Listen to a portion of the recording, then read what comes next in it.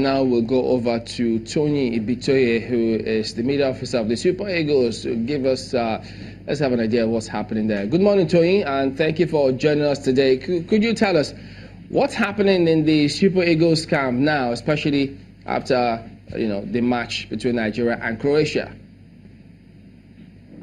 Chamberlain. We are back to our team's camp in Turkey. Returned yesterday, and then immediately got off to work. The team that started the game against Croatia went to the gym to begin their process of recovery. And then the ones who came in late in the game as substitutes and those who didn't play went to the pitch for some workouts, some drills, some exercises, and then some training. So we are back, and we first of all want to tell Nigerians how disappointed we are, and of course tell them that we won't stop fighting, we won't stop believing. We will bounce back in our next game. We know what it means to Nigerians, what football is to them, and we know how they've supported us, and we know what their expectations are. We will try all that we can, return to the pitch another training session this evening, and fight, keep fighting, keep believing, and pray that the results are different for us against Iceland on Friday. I know that the team they're disappointed with the results of the day, that match against Croatia, but there are those back home here who are also wondering that they couldn't recognize the team in terms of the formation that they were playing on the day. What is the thinking of the coaching crew in terms of analyzing what exactly happened, how to correct it, and move on? There was nothing wrong with our formation. We were pretty organized. We were just undone by set pieces. 2 set pieces, 2 goals for Croatia. And interestingly, we spent hours and hours practicing how to defend set pieces, how to take advantage of our own set pieces. But unfortunately, those were the things that still set us back in that game against Croatia. We will keep working, as Coach Ganatro said. We will keep fighting. We will continue to practice that game. But if you watch that game well, there were a lot of times that we dealt very well with those set pieces. But unfortunately, those 2 mistakes resulted in the 2 goals against us, and we couldn't take advantage of the set pieces that we had. So we'll keep working on it. We'll keep correcting. The only shot at goal that the Croatian had was the penalty against us, and we also didn't produce too much in our final shot to get the goals. But we will work on all of those things, correct our mistakes, keep working, keep believing, and hope and pray as we're working hard to bouncing back in our next game. Yeah, when we speak about those formation, it was such that, when the changes were made, there was more mobility, more urgency, more hunger. They were going forward, that's the team, and then responding and tackling. When they lose balls, they move for it. We didn't see that initially. We saw several times balls were not getting to Igalo. He was looking isolated up front, and so that's why many thought, wait a minute, something wasn't just going right at the time. Yeah, we had spells in the game where we moved the ball around quite well. And then we had also times during the game that we had to retreat and organize ourselves better defensively. But then we still had a few chances during the game. But as you said, maybe the supply wasn't too much for Igalo, who was playing as the lone striker up front. But then all of these things have been noted by the coaches, because after the game, we had a meeting and we talked about all of this. And we hope, in modern football, when you don't get the results, every other thing will not matter. Whether you were well organized or whether there was a good formation or not, it wouldn't matter. But when you win, it's the opposite. At the press conference, the Croatian journalists were also questioning their coach that there wasn't enough supply of balls to their striker. But then they won the game, And so the coach said, look, victory is victory. Whichever way you win doesn't really matter. And the same applies to us. If we had won the game, all these issues of not getting enough supplies probably won't be there. But we will work on all of those things. We have to be better, definitely. We have to produce more balls for our strikers to be able to get the opportunities to score. And then we have to also be better organized with set pieces, and hope we can also take advantage of set pieces when we have them. Okay, Tony, let me bring in this question by some Nigerians who were watching that game. First of all, they were concerned that the coach was somewhat slow in making the changes that needed to be changed after the first goal in the first half. A lot of them thought that by the time they were coming back in the second half, there would be some change, but it came back the same way. That's on one. Then the other thing is about Iwobi appeared caged at a particular spot instead of being allowed to go forward and create. Did the coach explain some of these things during your conversations?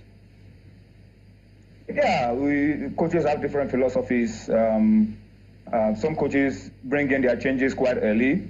You can't actually predict how the game will go. You don't know if you will have to react to injuries. You don't know whether you will have to react to suspensions or red cards or some other issues. So coaches have their own philosophy of making changes and when they make those changes. Gennaro is very experienced and he knows exactly what to do at any particular time. But I'm sure these are issues that he will also look at and reflect on. In that game, Iwobi did quite well. In modern football, everybody has got offensive roles and everybody have also got defensive roles. And Iwobi gave everything that he had. And at some point when the coach felt that he was tiring out, there was a change, and then Ahmed Musa came on and brought his pace and his freshness to help the team get forward. So these things happen. The flow of a game is not what you can predict, and that will inform how the coach will make a change. Coaches don't just make changes because it's halftime or they just want to bring somebody on. They read the game and they bring these changes to try to affect the flow, change the flow in their own favor. So all of these things, are things that will be decided by how the game is going, and we respond appropriately. Okay, so we're going to be playing Iceland on Friday or thereabout, and we've watched them play against Argentina. They were able to hold Argentina to a draw, I believe. Was that a draw? Yeah. Yeah. So now, what should we be expecting? Some people are tweeting here, the boys should pack their bags and come back home, but no, I'm not saying that. What should we be expecting? No, you just read it. And I heard it. But then it's yes, everybody is disappointed. They have every right to be disappointed. We are also not happy. Coach Gennaro told the boys to raise their heads and not drop their shoulders because everybody felt sad not getting the result, particularly when the presidential delegation came and spoke to them. But these things are things that sometimes we can't control. But against Iceland, definitely we have to be better. This is not the first time people will write us off and then we are able to bounce back. And I hope it happens again for us. I hope we are able to produce the results against Iceland, because that will bring us back into contention. That will bring back our plan to stay in this competition for as long as we desire, up to the final days of the competition. So we have to fight. We have to keep believing. It doesn't matter whether any other person believes in us or not. We have to start to believe in ourselves and then try to get our tactics right, our strategies right. It's not going to be an easy game. There won't be any easy game in this group. As we've seen at the World Cup, there won't be any easy games anywhere. But we have to believe. We have to keep fighting. And I believe with the boys that we've seen, we've spoken to ourselves with the hunger and the commitment in the team, we can produce a fight back. And that's what Nigerians should pray for. All right, Tony, just able to produce a fight back and bounce back. I know that, yes, we're looking forward to those two other matches. They are going to be very big. I'm just wondering, because you have players who are in the World Cup on our team for the first time. How is the team's spirits? Have they been able to lift themselves up from that first disappointment, such that are they going to, you see them approaching this match fearless, taking inspiration from Mexico, who defeated Germany, Switzerland, did a job on Brazil, and then we go in there and fight for the game. Yeah, we really do not have any other choice than to fight, keep believing. And the good thing is that we have a very experienced captain, John Mikalubi, who's led the team well. We have some experienced players like Odion Igalo, Liam Balogun, Ahmed Musa, who have told the boys to forget about what they read on social media and focus on the job they have to do. So we will get a positive response from this team, and we will continue to work hard and prepare in our best way, and hope that our tactics are spot on, take advantage of our set pieces, defend better, organize ourselves better, and return to winning ways against Iceland when we play on Friday. That's our hope, that's our plan, and I believe it will work for us. All right, Tony, we'll also hope and believe in the team. They should just go in there and play. Whatever the outcome, just give their best. And we encourage you all, and we're all behind you. Well done, and our regards to everyone out there, Tony.